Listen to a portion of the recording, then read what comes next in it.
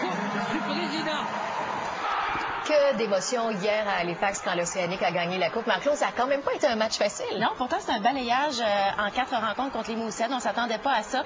Et ça a été stressant pour les partisans qui ont regardé ça vraiment sur le bout du siège jusqu'à la toute fin. Et en première période, il y a eu pas mal d'inquiétudes. On se demandait, mais que fait Doris Labonté? Les duos de défenseurs mélangés, les trios. Ce sont les Mooseheads qui ont ouvert la marque en avantage numérique. Wayne Carnegie qui a fait 1-0 à Halifax.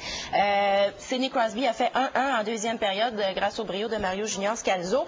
Et là, il y a eu une série de frustrations. Regardez le but de David Bryant. Bien attentivement, vous allez voir que c'est pas son bâton qui pousse la rondelle à l'intérieur du filet, mais bien son épaule. Les arbitres lui ont donné.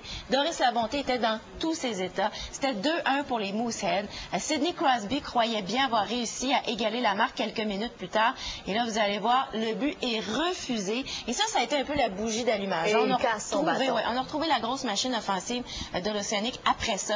Il était en furie, Sidney Crosby, après cette séquence-là. Finalement, Zbigniew Ardel qui fait 2-2. Et là, regardez Francis Charrette, un petit joueur.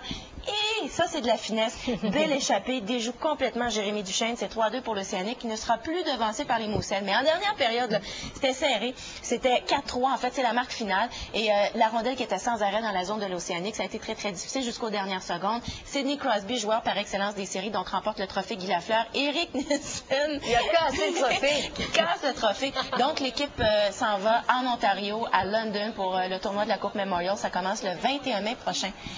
Et il y a un chanceux qui était là. Eh oui, Martin Blanchette, journaliste de TVA, qui est à Halifax. Bonjour, Martin. Bonjour, Marie-Claude. Est-ce que vous êtes heureux ce matin? Disons que les joueurs sont très heureux. Oui, belle objectivité, Martin. Ils ont regagné Rimouski donc au cours de la nuit. Je ne peux pas vous dire à l'heure exacte à laquelle ils sont arrivés à l'aéroport de Montjoli, mais ils sont arrivés par avion. Ce que je peux dire aussi, c'est que c'était aussi une deuxième victoire de la Coupe du Président en 3 participations, donc en 10 ans d'histoire pour l'Océanique. Donc quelque chose qui est très important pour cette formation. On peut dire également que c'est une deuxième participation donc à la Coupe Memorial qui va commencer dans quelques jours à peine, du 21 au 29 mai prochain à London en Ontario. Et ça aussi, c'était vraiment un des objectifs visés cette année pour l'Océanique. Il devait y avoir pas mal d'atmosphère dans le vestiaire après, hein? Oui, toute une ambiance. Vous savez, vous l'avez dit tout à l'heure, on ne s'attendait pas nécessairement que ça se termine en 4 rencontres.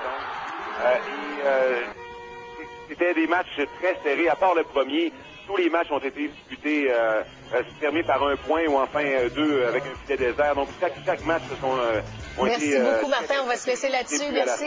Alors, du côté de l'Océanique, vraiment beaucoup d'émotions à la fin de cette rencontre.